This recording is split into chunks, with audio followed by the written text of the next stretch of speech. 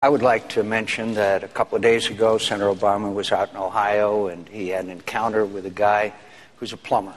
His name is Joe Wurzelberger. Joe wants to buy the business that he's been in for all these years, worked 10, 12 hours a day.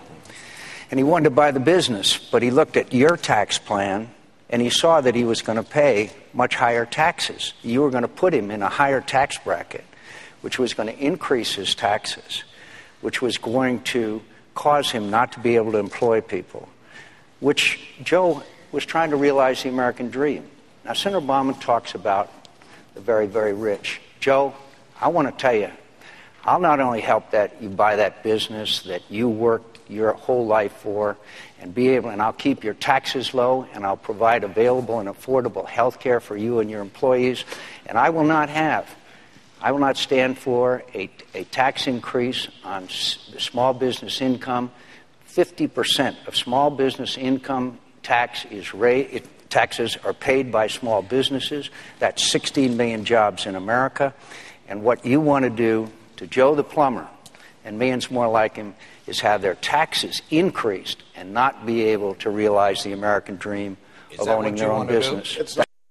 He's been watching some ads of Senator McCain. So let me tell you what I'm actually going to do. I think tax policy is a major difference between Senator McCain and myself.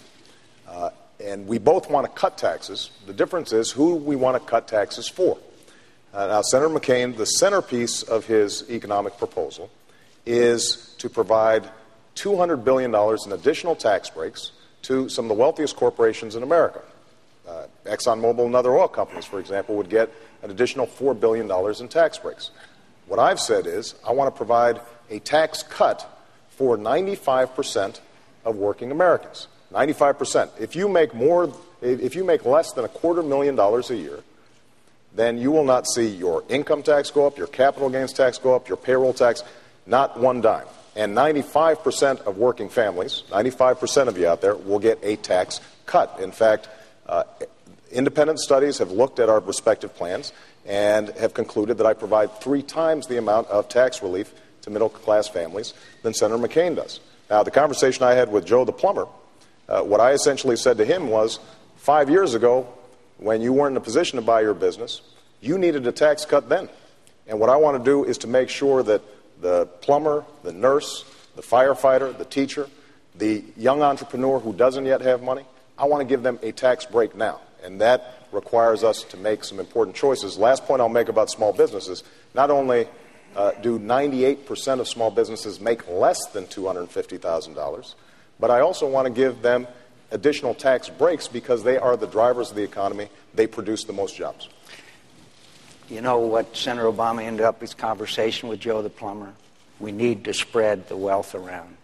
In other words, we're going to take Joe's money, give it to Senator Obama, and let him spread the wealth around. I want Joe the plumber to spread that wealth around. You told him you wanted to spread the wealth around. The whole premise behind Senator Obama's plans are class warfare. Let's spread the wealth around.